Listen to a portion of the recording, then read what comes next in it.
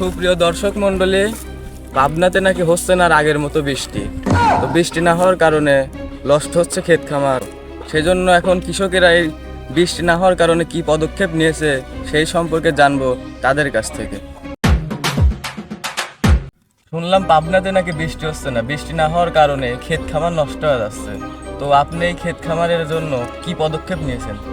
পদক্ষেপ আর কি নেবো? বৃষ্টি মিষ্টি হচ্ছে না জন্য চেয়ারম্যানের কাছে কইলাম যে কিছু করেন, বৃষ্টি মিষ্টির ব্যবস্থা করেন। তা আজ পর্যন্ত চেয়ারম্যানের কোনো খবরই নেই। আপনার কি মনে হয় আপনাদের চেয়ারম্যান কি আপনাদের জন্য বৃষ্টি এনে দিতে পারবে? বৃষ্টি না হলে আর কি করা, চেয়ারম্যানের কাছেই তো যাওয়া লাগবে। চেয়ারম্যান ছাড়া তো আমার আর কেউ নাই। এই এলাকার যত লোকজন সব তো চেয়ারম্যানই দেয়, সে ছাড়া তো আমার যাওয়ার কোনো জায়গা নাই। আমি তো চেয়ারম্যানের কাছে আবেদন করলামই, কারণ আপনারা একটু এটা কিছু করেন, বৃষ্টি মিষ্টি দেন তো আনা যায় না। তো সুপ্রিয় দর্শক মণ্ডলী, আপনারা কিন্তু দেখতে পারলেন আসলে পাবনার মানুষ কিন্তু বৃষ্টির জন্য তাদের চেয়ারম্যানের কাছে গিয়ে আবেদন জানিয়েছে, যার এখন পর্যন্ত বৃষ্টির দেখা হয়নি। তো এখন আমরা অন্য একজন কৃষকের সঙ্গে কথা বলবো, দেখি সে কি পদক্ষেপ নিয়েছে এই বৃষ্টির জন্য।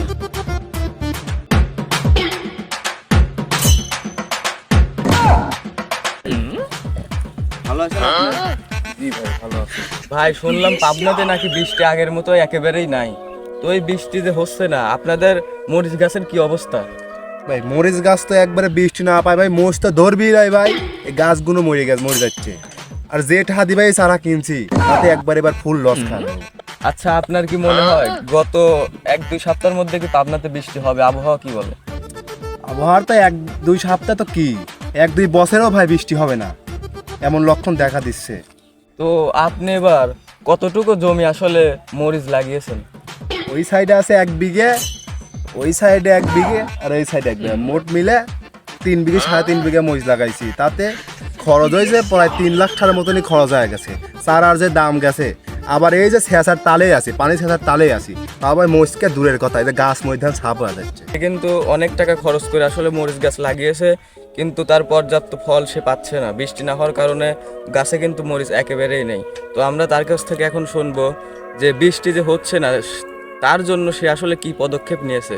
তো এই যে আপনার মসজিদ বইতে কিংবা আশপাশের এলাকাতে যে বৃষ্টি হচ্ছে না পাবনাতে, এই বৃষ্টি না হওয়ার কারণে আপনারা কি পদক্ষেপ নিচ্ছেন? এই এলাকার যে মুরব্বীরা আছে তা তো চাষবাসের কিছু বোঝে না, তারা গেছে চেয়ারম্যানের কাছে বৃষ্টির জন্য আবেদন করবে। আমি ডাইরেক্ট গেছি পাবনার একবার মন্ত্রীর কাছে এই বৃষ্টির জন্য আবেদন করবে। সুপ্রিয় দর্শক বিন্দু, আপনারা কিন্তু তার কাছ থেকে শুনলেন আসলে সে কিন্তু বৃষ্টির জন্য চেয়ারম্যানের কাছে না গিয়ে পাবনা মন্ত্রীর কাছে গিয়ে আসলে আবেদন করেছে বৃষ্টির জন্য। তো সুপ্রিয় দর্শক বিন্দু, আপনারা কিন্তু দেখতে পারলেন আসলে প্রতিটা কৃষকই কিন্তু আসলে ক্ষতিগ্রস্ত হচ্ছে এই বৃষ্টি না হওয়ার কারণে।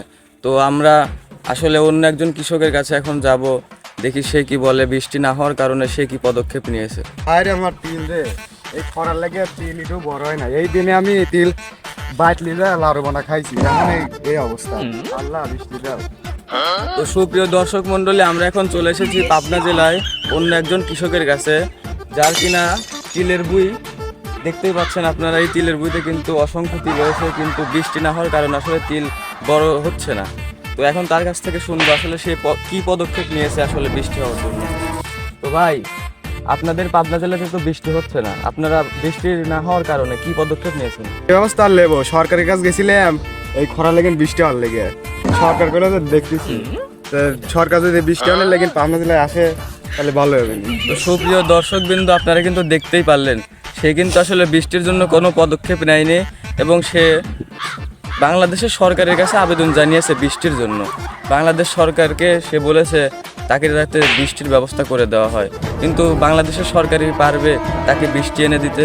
তো আমরা এখন অন্য একজন কৃষকের সঙ্গে কথা বলবো, সে আসলে কি পদক্ষেপ নিয়েছে বৃষ্টির জন্য। আল্লাহ, তুমি কি আর বৃষ্টি দিবে লয়? দেখো তোমার মরিচ গাছগুলো শেষ রে, এই খরায় মরিচ গাছগুলো শেষ। আল্লাহ বৃষ্টি দাও। তো ভাই, কেমন আছেন আপনি?